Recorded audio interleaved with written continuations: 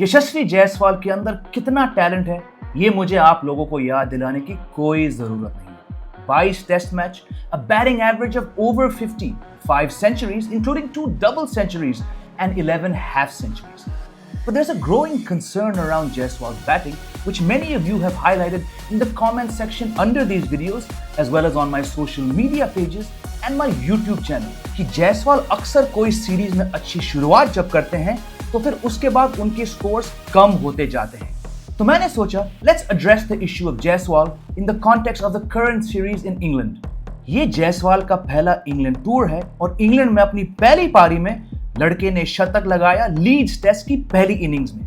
उसके बाद दूसरे टेस्ट मैच के पहली इनिंग्स में जायसवाल ने 87 रन बनाए।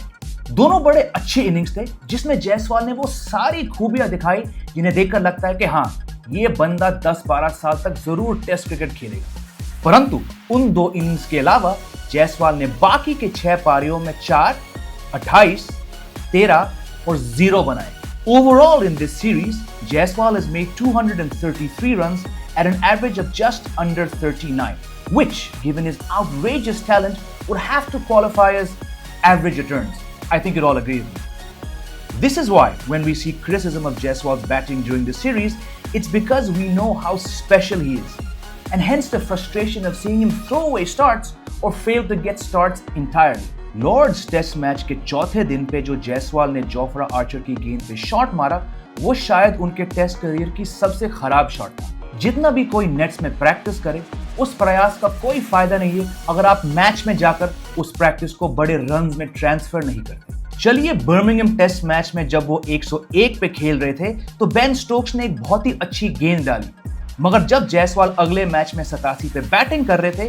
तो एक वाइड बॉल को छेड़कर वो आउट हुए। अब ऐसे डिसमिसल्स देखकर इंडियन फैंस फ्रस्ट्रेट नहीं होंगे तो और क्या होंगे दोस्तों। ये सीरीज एक नए दौर की शुरुआत है और युवा भारतीय क्रिकेटर्स के कंधों पर ही तो टीम आगे जाएगी आने वाले सालों में। So that's why Jaiswal has to shore up more responsibility and bat out longer periods of time.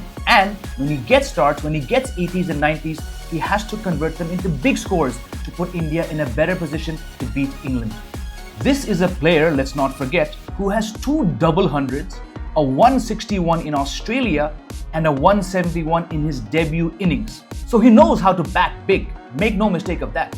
But अभी ऐसा लग रहा है कि जायसवाल थोड़े ओवर अग्रेसिव होने के चक्कर में आउट हो रहे हैं। 2 टेस्ट मैच बचे हैं इस सीरीज में और मुझे पूरा कॉन्फिडेंस है कि जायसवाल कमबैक करेंगे और अगर इंडिया को यहां से सीरीज जीतना है तो मेक नो मिस्टेक दोस्तों, जायसवाल से रन्स और बड़े रन्स बहुत बहुत इंपॉर्टेंट होंगे।